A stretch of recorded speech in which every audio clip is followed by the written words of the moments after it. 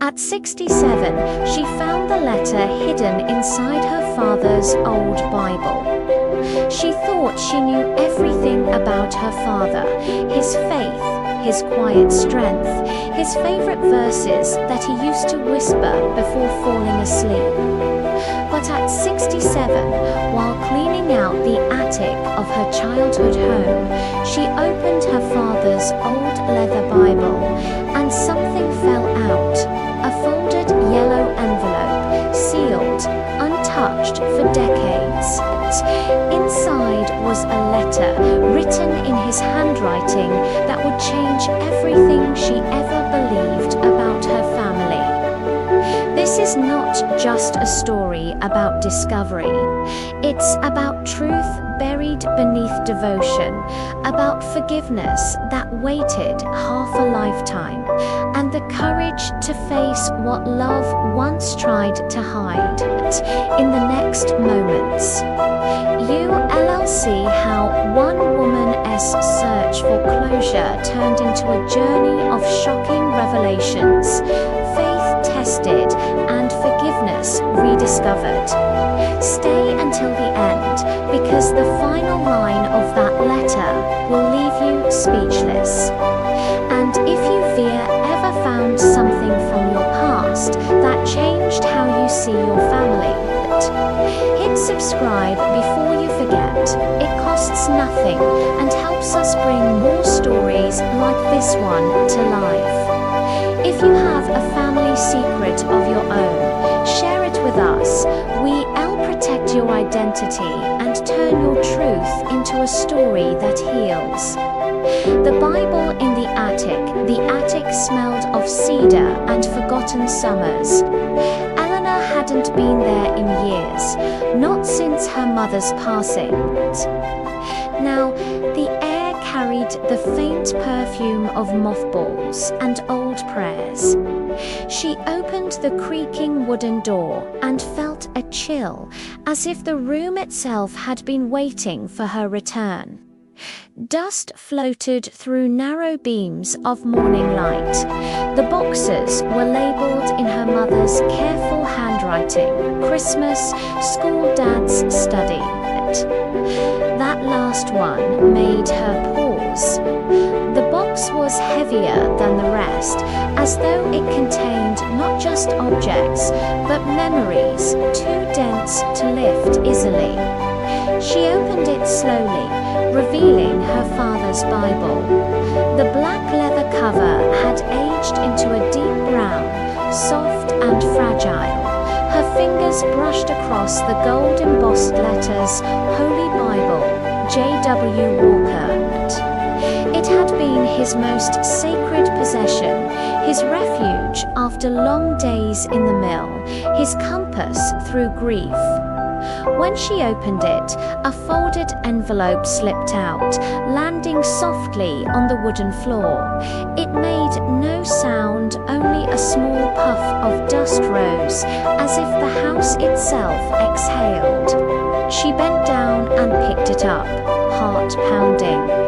On the front, in trembling script, it read Eleanor, her name, written in the ink her father always used, blue fountain pen, slightly faded but unmistakable. For a moment, she wondered if her mother had hidden it, or if he had placed it there himself, waiting for a day like this. She turned it over. The seal was unbroken.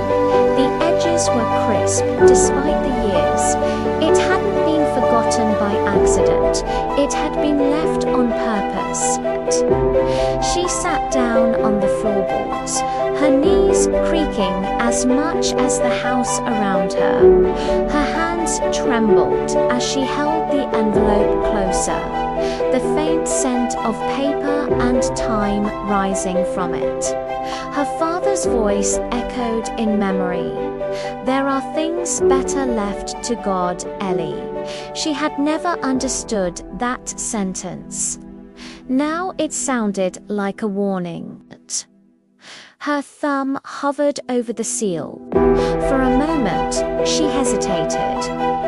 Once opened, there would be no going back.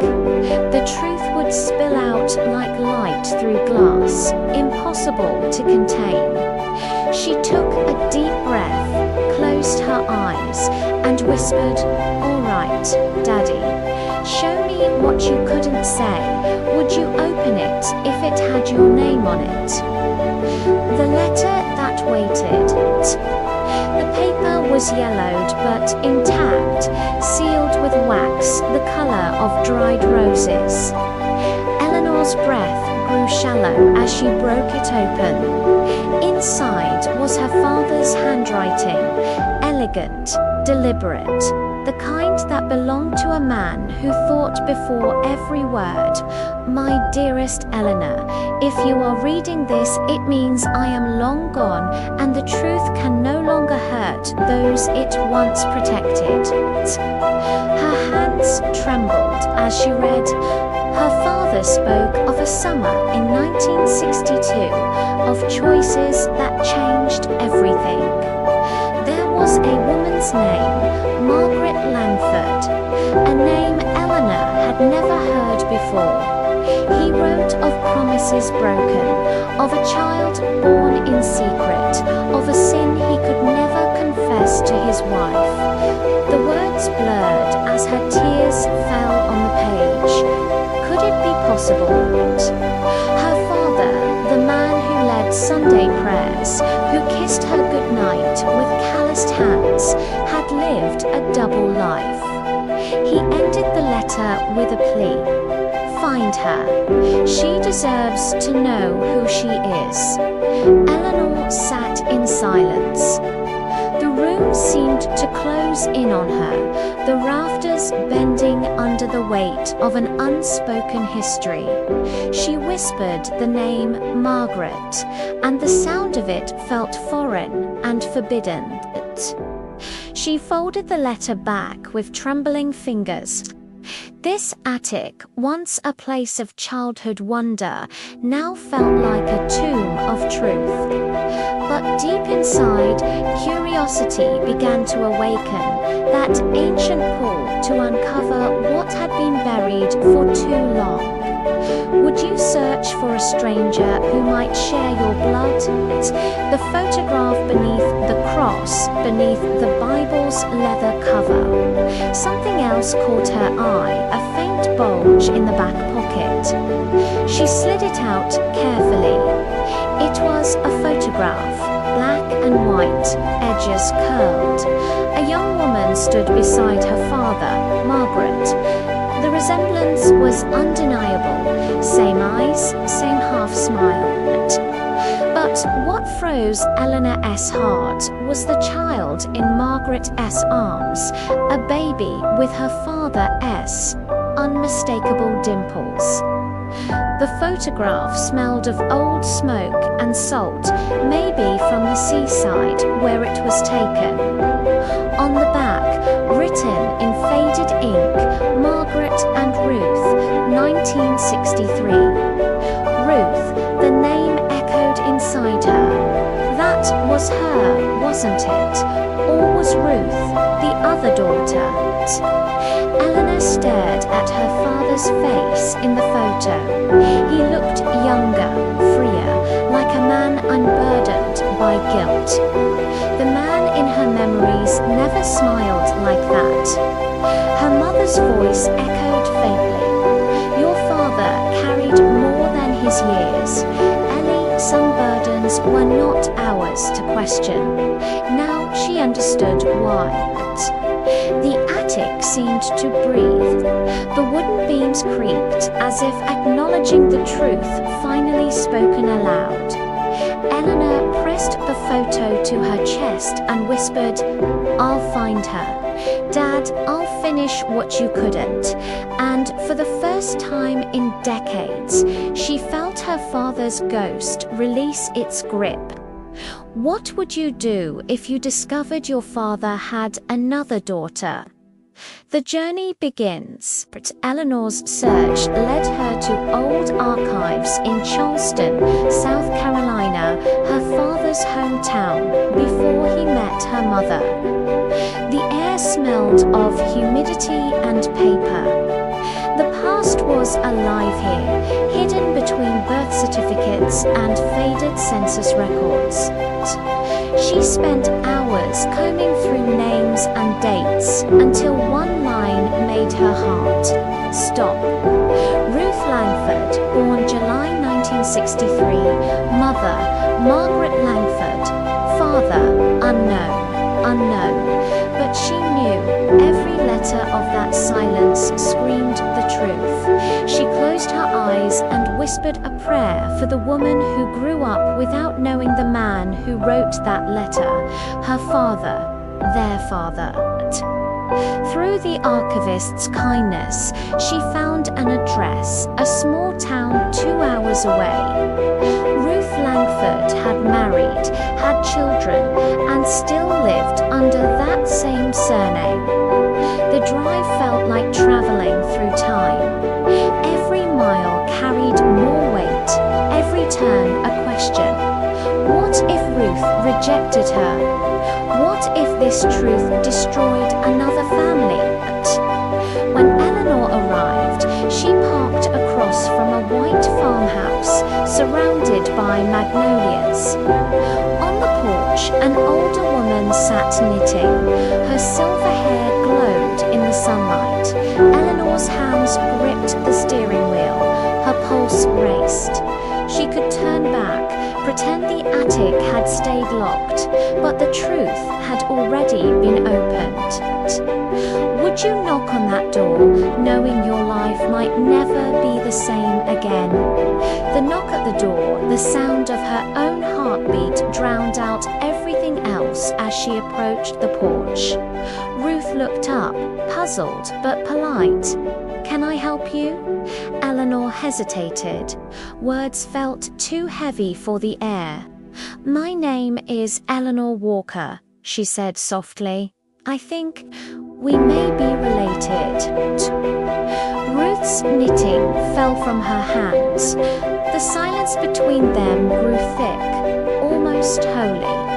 Her eyes searched Eleanor's face, scanning for something familiar. "Walker," she repeated, voice trembling. "That was my mother's name before she met my father." Eleanor's throat tightened. "I found a letter," she whispered, "from a man named John Walker." Ruth stood slowly, her hands shaking. "Come inside," she said. The living room smelled of lavender and old books. Photos of grandchildren lined the mantel. Ruth sat opposite her, folding her hands. "Tell me everything." As Eleanor spoke, tears traced silent paths down Ruth's cheeks. The revelation didn't break her, it softened her. When Eleanor finished, Ruth whispered, "I always wondered why I didn't look like anyone in my family. I thought it was just God's design."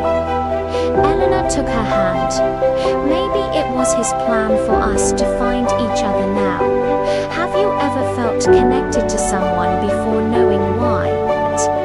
The truth-shared days turned into weeks as the sisters learned about each other's lives, two halves of a story finally meeting.